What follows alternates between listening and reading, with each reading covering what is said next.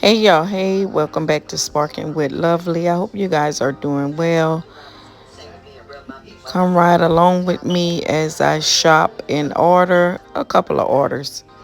Uh yeah, this is Wednesday, some time ago, but I'm doing this voiceover Wednesday.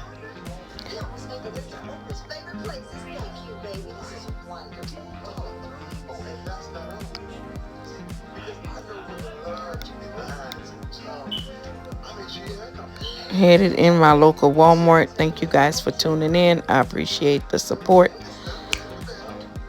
Let me do a story time about the time. Look at me wanting to be cute going at Walmart. uh Story time when I worked as a medication,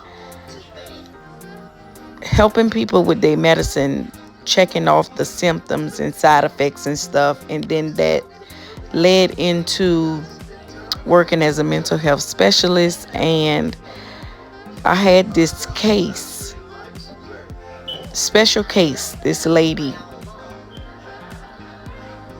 with 7 kids. She had 10, but 3 of them was older. 7 kids.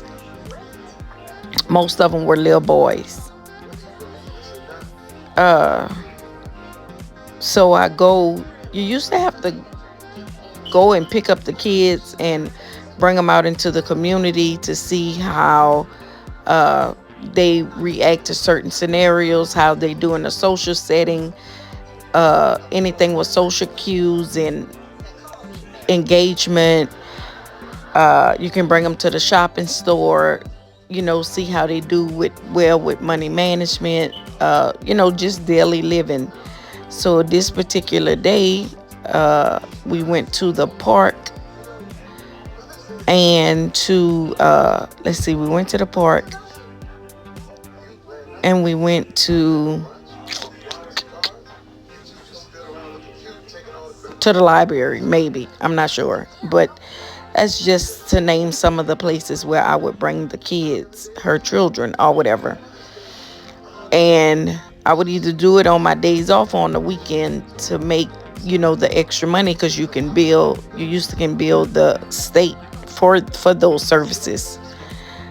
Uh, so taking them on the trip to the library, she would have to give them their medicine, and then I would see in turn how they would react on their medicines, if it was working, if the dose was too high, if they was too zonked out, or however the cut may go. And they did good at the library.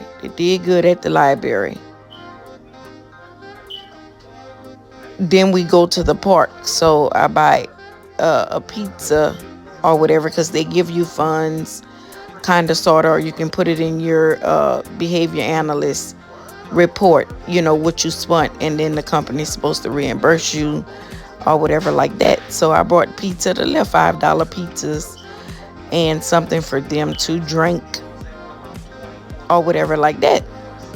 So I do all that in 2 hours at the most. But by her having multiple kids, I think I had 6 children with me. Yeah, 6 kids, y'all. In a social setting, her 6 kids. This was her children. So we at the library, and of course I have help. I have my girls with me. And time is winding down. So I said, well, let me get pizza and drinks or whatever. That way when they go home, all they have to do is bathe or whatever. So it's time to drop the kids off. And nobody answered. So I called her phone. She answered. She said she would be back in town in 45 minutes. If that was a problem, she would call their dad to come and pick them up. Now, girl, who is their dad? Because whatever. So 45 minutes passed, y'all. And to no avail. this lady stopped answering the phone. So this is well into about 6, 7 o'clock. So I said, okay, cool. So we go by her house. We pass by her house. Know her.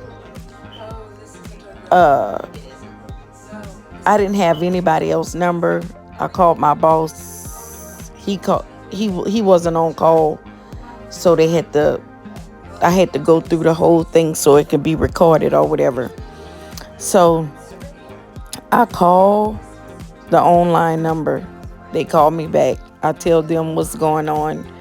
They trying to reach out to my boss at the time, and he's trying to call her, the mom, as well.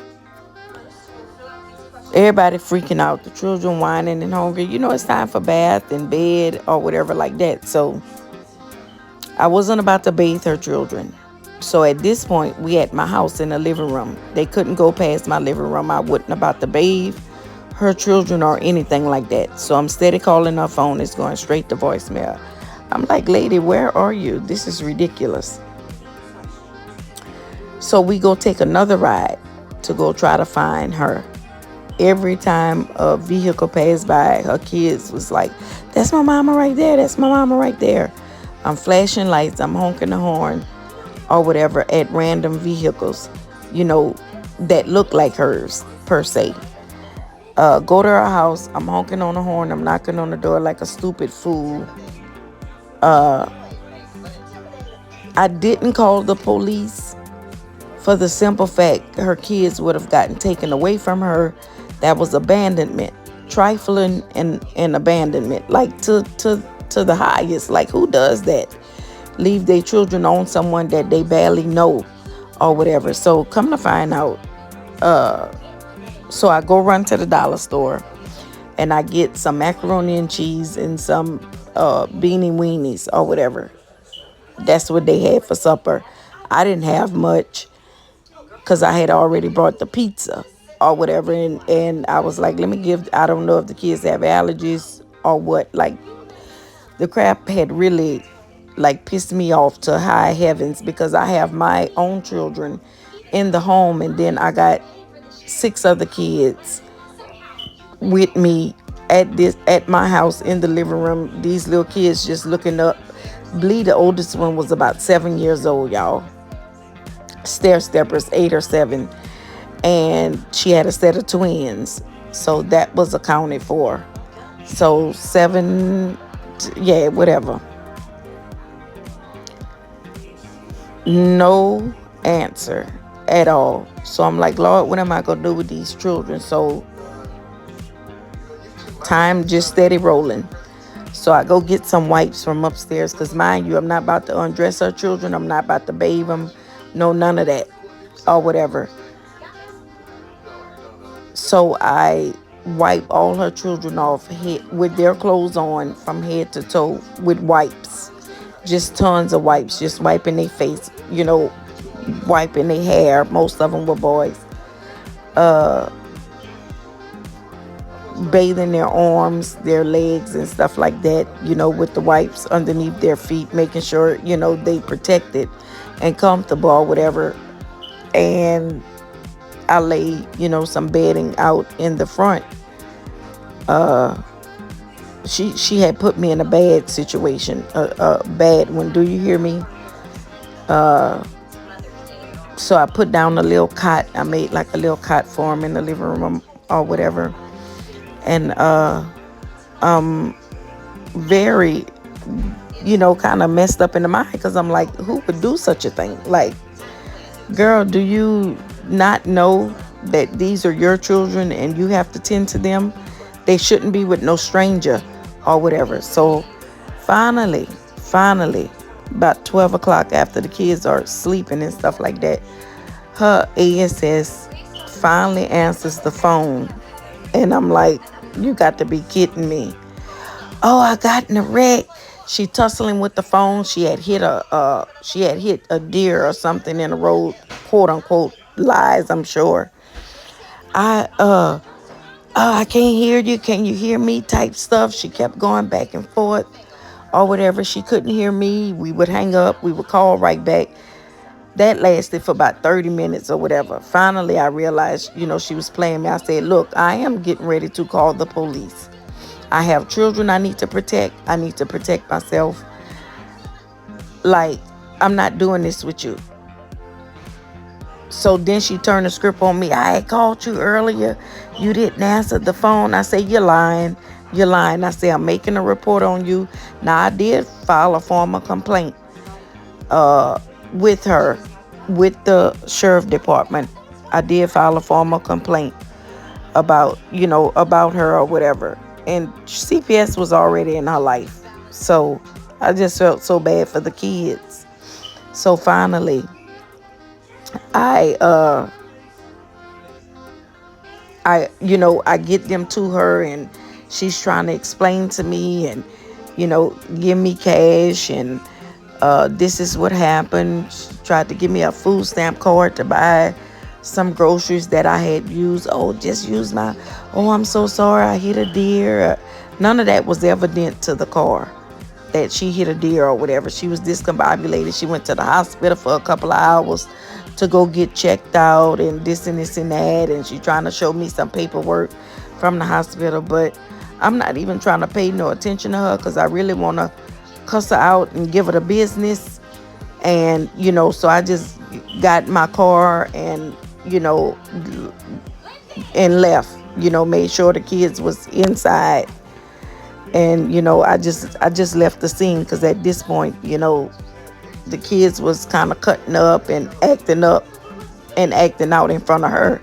Now, they were good while I had them, but then, once they got around their mama hair, she kind of sparked them up, and she had behavior issues as a parent, as a mom, and the kids too. I don't think she was all mentally there, but neither here or there. It ain't my business.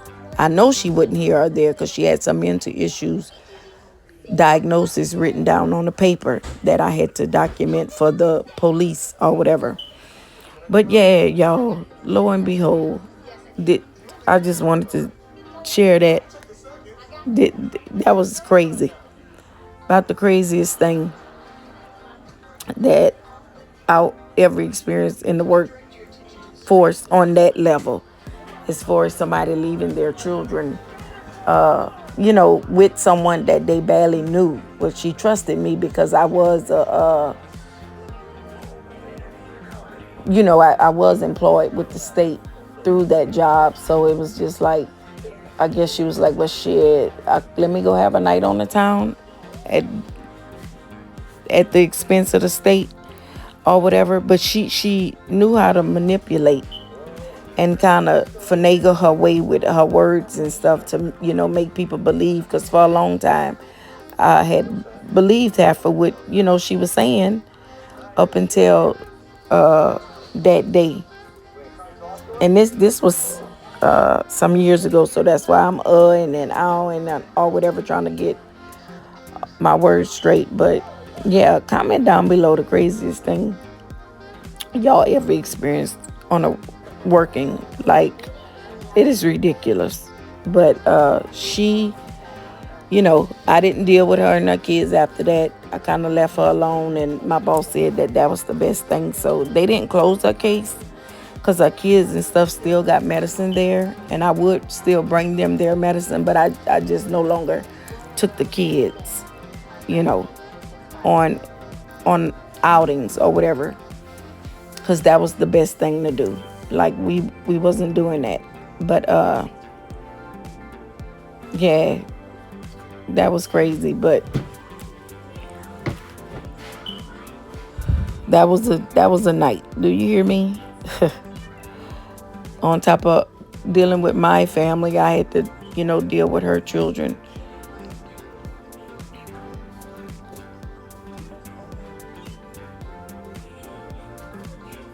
But yeah, thank y'all for listening, and we'll be back soon with some more sparks. Just dropping this order off, getting it all squared up. And